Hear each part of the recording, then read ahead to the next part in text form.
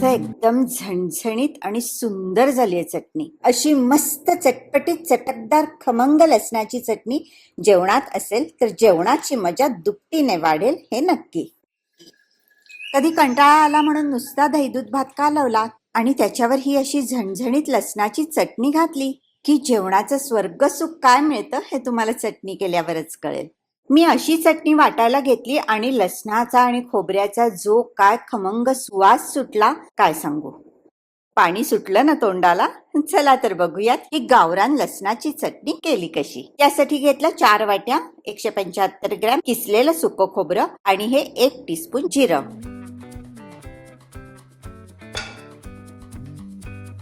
Medium गॅसवरती जिरं भाजून घ्यायचंय आणि जिरं भाजून झाल्यानंतर गॅस मंद ठेवून खोबरं भाजलं. गॅस मोठा ठेवला तर खोबरं लगेच जळेल.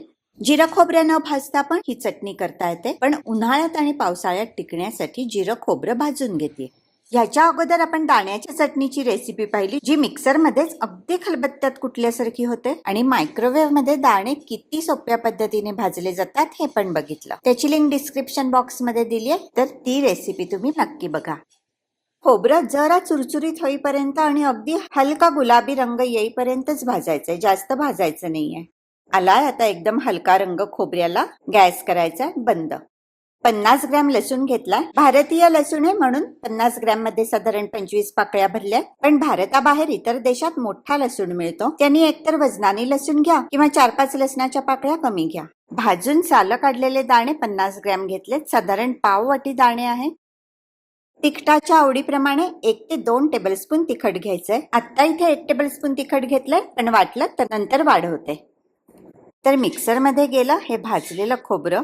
त्याच्या आवाजावरूनच खोबरं कुरकुरीत झालंय हे अगदी कळतंय. असं खोबरं भाजून वापरलं की बरेच दिवस चटणी टिकते, चटणीला वास येत नाही.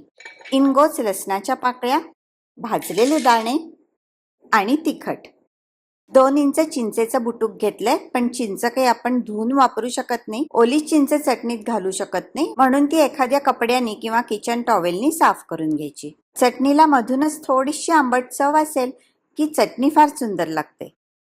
तर इन गोस ही चिंच आणि अजून 1 टेबलस्पून तिखट घालते, कारण घरी झणझणीत चटणीची मागणी होतीये. आणि हे चवीप्रमाणे मीठ. आणि चटणी आता वाटायला घेऊया. मस्त वाटली गेलीये चटणी.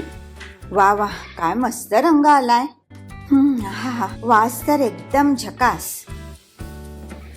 चटणी ताटलीत काढून एकसारखी करून घ्यायची आणि स्वच्छ कोरड्या बरणीमध्ये ठेवायची. फ्रीज बाहेरच ही ठेवायची, फ्रीज मध्ये ठेवायची गरज नाही. खोबरं भाजून घेतल्यामुळे अगदी 1-2 महिने पण छान टिकेल.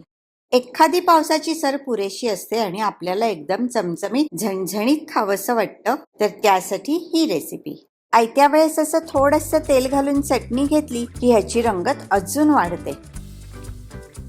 माझा तर आजचा जेवायचा मेन्यू ठरलाय. मस्त गरम गरम भाकरी, त्याच्यावर लोणकढी तूप, सोबत झुणका आणि ही फक्कड लसणाची चटणी. वाह.